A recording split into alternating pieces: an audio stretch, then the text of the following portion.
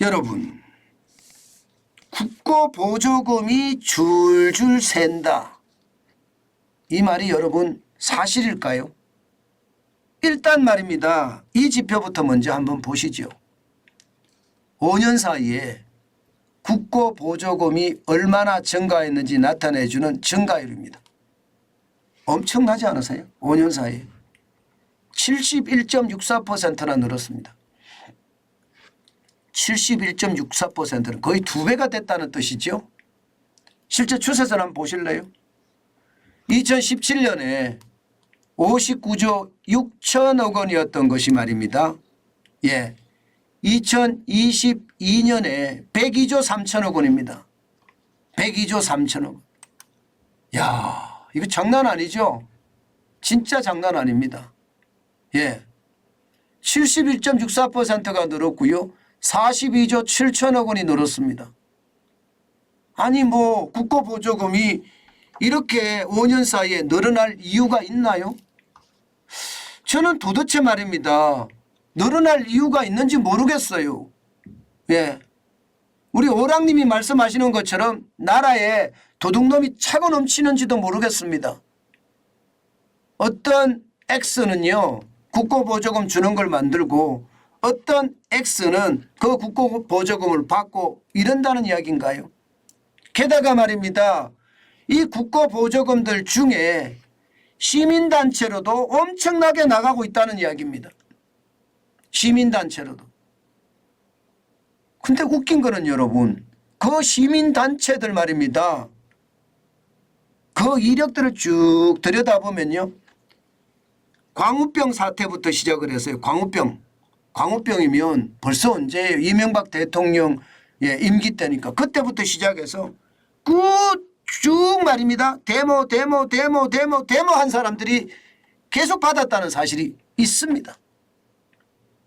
이게 말이 되나요? 저는 이게 말이 된다고 생각하지 않아요. 아니 나라 돈 받아서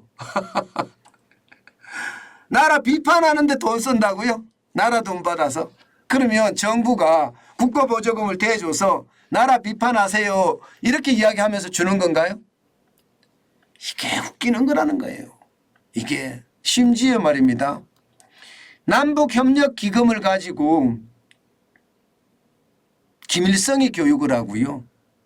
김정은이 교육을 하고 북한 체제에 대한 이야기를 한다는 것. 야, 참 대한민국 혈세가 진짜 우습게 써지는 겁니다. 진짜 우습게 써지는 거예요. 솔직히 안타까워 죽겠습니다.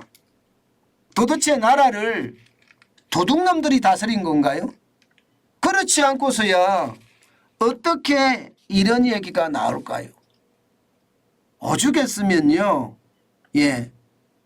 이 윤석열 대통령이 보조금 사기 엄단해라. 시민단체 카르텔 깨라. 이런 얘기까지 나오겠습니까? 오죽했으면 말입니다. 이제 말입니다. 바로 이 국고보조금 이제는 제대로 관리한다는 거예요. 통제, 확실한 통제, 혈세기 때문에. 말로만 혈세가 아니라 진짜 혈세기 때문에. 말로는 혈세라고 이야기하고 지들은 뒤로 다 챙겨 먹는 그런 도둑놈들이 아니라 진짜 혈세, 국민이 고생해서 낸 세금 제대로 써야 된다. 저는 당연하다고 생각을 합니다. 그래서 여러분 윤석열 정부는 이제 국고보조금에 대해서는요. 외부 검정 대상 사업을요. 기존에 3억 원에서 1억 원으로 확 낮췄다고 합니다. 저는 1억 원으로 낮추는 것이 아니라 이거 기본적으로는요. 1억 원이 아니라 5천만 원, 3천만 원까지 낮춰야 된다고 생각해요. 솔직히. 혈세잖아요. 혈세. 1년에 세금을 내보면 여러분 1년에 12달 중에 3개월은요. 세금 내려고 이래요. 세금 내려고. 실제로 세금 내려고 일합니다. 3개월은. 자영업을 해보면 이거 확실히 알 수 있거든요. 그런 것을 생각하면 3억 원을 1억 원으로 낮출 것이 아니라 1,000만 원이라도 쓰면 나라 돈을 쓰면 외부 검증을 받아야 된다. 저는 그렇게 생각합니다. 물론 3억 원에서 1억 원으로 내린 것도 그나마 획기적인 조치라고는 이야기해요. 이렇게 되면 2022년에 9,079개 사업이 2023년에는 44,411개 사업까지 검증이 확대된다고 하는데 그나마 다행이라고 해야 되나요 이거? 저는 다행이라고 이야기하기는 좀 이르다. 이것은요 어떻게 생각하면 더 지독하게 진짜 혈세로 다뤄야 된다 이렇게 생각합니다. 그래야지 여러분 이거 말입니다. 줄일 수 있습니다. 저는 이렇게 생각을 해요. 이 국고보조금 102조 2천억 3천억 원이거든요. 불효 불급한 곳 외에는 확 줄이는 거예요. 확. 진짜 확 줄이는 거예요. 그거 확 줄이면 말입니다. 그거 확 줄이면 나라 부채 줄일 수 있습니다. 저는 아니 국고보조금이라는 걸 받아서 시민단체가 받는다고 쳤을 때 정부 비판하라고 주는 게 아니잖아요. 시민단체라는 게 뭐예요?